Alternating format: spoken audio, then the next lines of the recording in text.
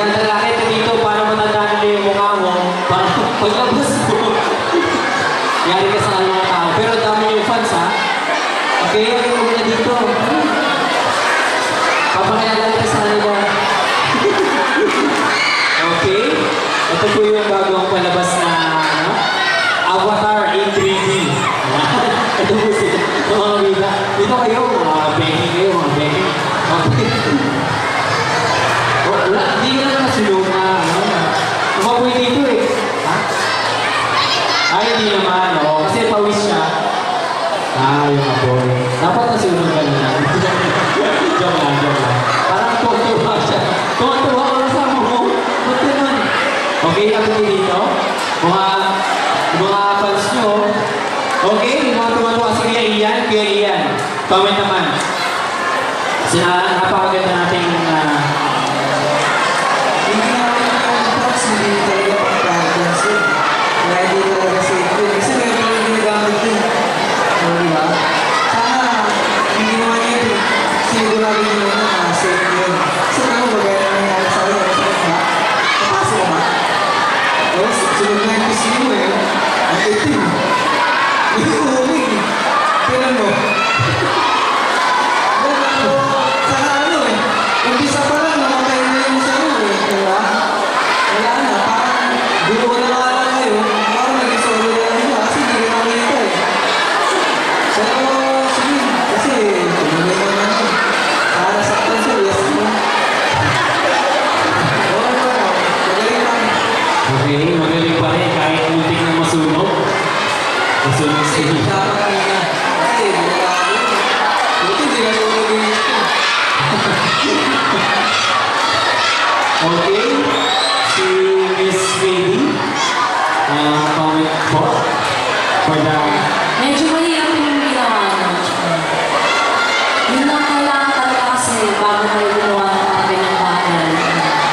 Chine-check nyo nila kung ano ba yung bagay na ginawa. Okay sana, kaso lang yun na. Siyempre, importante yun.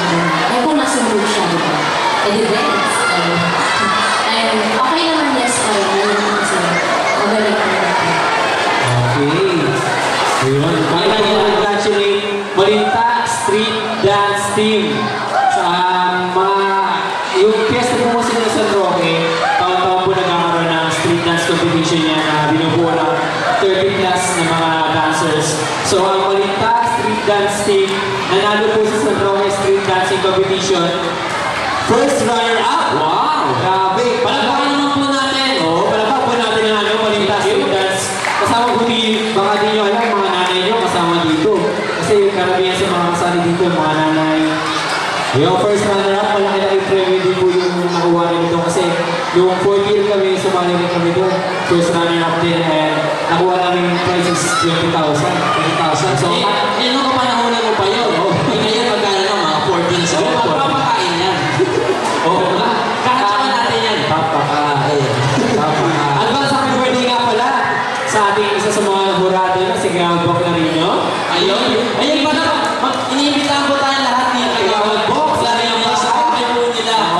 Makita po tayo ng mga oras sila. 3 ng hapon. Oo, 3 ng hapon. Kasi makikita kayo yan. Magpa-register lang daw po. Okay. Kagawad po. Okay. At si Kagawad Tigan. Kala niya nakakalipas ka. Kagawad po din. Mas iniimbitahan po tayo ng Kagawad po. Okay, si Kagawad po din. Ngayong piyesta marami kayong tayo na pupunta. Kasi marami Tingnan po natin ang ating mga gutom na mga tiyan. Para po sa piyesta na pupunta po natin. puntahan nyo na po si Kagawad po at Kagawad po sa kanilang mga bahay. Pag ayaw lumabas, yan. Huwag kayo po lumabas. Katapin nyo lang po natin mamaya. Lalabas din po yan. Okay, let's proceed to the next contestant. Ay, ito, sasayaw naman. Let's give it up for the Silence Breaker! Ibig sabihin, ano sila, tahimik na maninira.